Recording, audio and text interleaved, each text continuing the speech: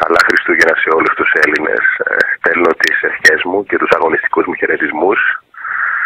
Βιώνουμε και φέτος μια κατάσταση πολιτικής ανομαλίας, θα έλεγα. Δεν είναι η πρώτη φορά που ζω τη ζωή μου τέτοιες ημέρες εορτών, ημέρες κατάνοιξης μέσα στη φυλακή. Έχει ξανασυμβεί κάτι τέτοιο.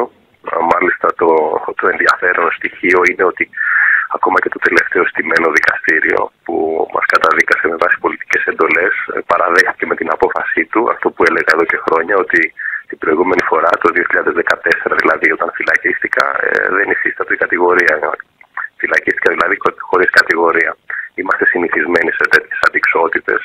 Έχουμε περάσει εορτές Χριστουγέννων, Πρωτοχρονιάς, έχουμε περάσει Ανάσταση, έχουμε περάσει καλοκαίρια μέσα στις φυλακές, γιατί συνεχίζουμε την εθνική μας αντίσταση απέναντι σε ένα σύστημα το οποίο έχει εθιστεί στο να προδίδει τη χώρα και στο να κλέβει τους Έλληνες πολίτες. Αυτό δηλαδή που γίνεται με την κυβέρνηση Μητσοτάκη όλο αυτόν τον καιρό, πόσο κλοπή δημοσίου χρήματος συντελείται ακόμα και με υπουργικές αποφάσεις, νομίζω ότι δεν έχει προηγούμενο.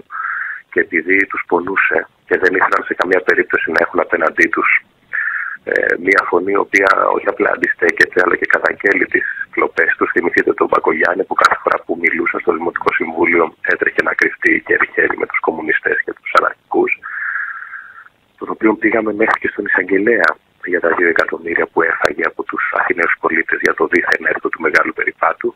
Αυτή η οικογένεια λοιπόν, η οποία σήμερα διαχειρίζεται τις τύχες της χώρας, ξεπουλάει τη χώρα και καταλυστεύει το δημόσιο πλούτο, δεν θέλει να έχει μια φωνή αντίδρασης. Είμαστε η μόνη χώρα στον κόσμο που υπάρχει ομολογία Γενικού Γραμματέα Κυβέρνησης ότι μας έχουν κλείσει στη φυλακή για τις ψήφους, και παρόλα αυτά όλο το σύστημα συνεχίζει, επιμένει σε αυτή την καταπίεση, θα έλεγα, σε αυτή την καταπάτηση των ανθρωπίνων δικαιωμάτων, σε αυτόν τον εγκλισμό, τον παράνομο που μας αφήνει μακριά από τις οικογένειές μας.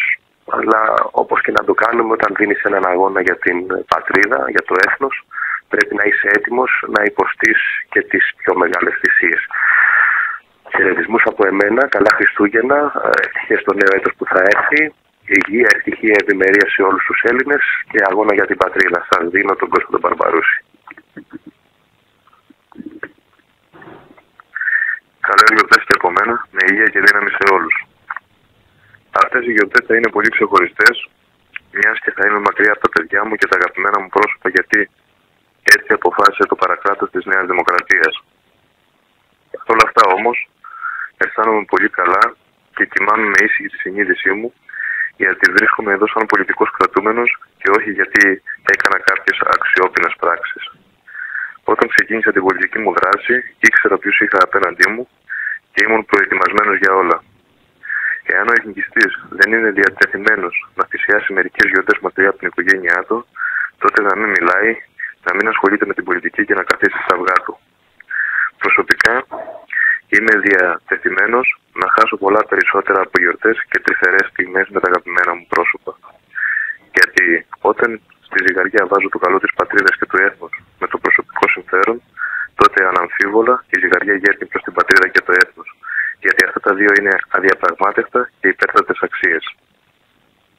Και θέλω τώρα να πω και κάτι που πρώτη φορά θα ακουστεί. Πριν περίπου 2,5 χρόνια, τηλεφώνησε σε συγγενικό μου πρόσωπο άνθρωπος γνωστός μου από το ιδιαίτερο γραφείο του Κυριάκου Μητσοτάκη και ζήτησε να μην ξαναασχοληθώ με τα κομματικά και να βοηθήσω με τρόπους στις εκλογές που θα ερχόταν τη Νέα Δημοκρατία. Και αυτοί σαν αντάλλαγμα θα με βοηθούσαν με τα δικαστήρια και όπου αλλού χρειαζόμουν βοήθεια. Βέβαια η απάντηση που έδωσα καταλαβαίνετε ποια είναι, μιας και τώρα βρίσκομαι πίσω από τα κάγκελα. Εάν υπάρχει κάποιος που αμφισβητεί τα λεγόμενά μου, ας γίνει άρση του τηλεφωνικού απορρίτου, του συγγενικού μου προσώπου και του στελέχους της Νέας Δημοκρατίας, που αυτή τη στιγμή δεν θέλω να αποκαλύψω το όνομά του. Αυτά τα λίγα και πάλι χρόνια πολλά και καλές γιορτές. Θέλω επίσης να πω και ένα μεγάλο ξεχωριστό ευχαριστώ σε όλους εσάς που δεν μας ξεχνάτε αυτές τις γιορτινές ημέρες, μας στέλνετε ευχητήριες κάρτες και μηνύματα αγάπης και συμπαράστασης. Ψηλά το κεφάλι και μην ξεχνάτε, πατρίδα και το έθνος είναι πιο σημαντικά από τις οικογένειές μας, γιατί όπως προείπα είναι οι υπέρτατες αξίες. Καλές γιορτές.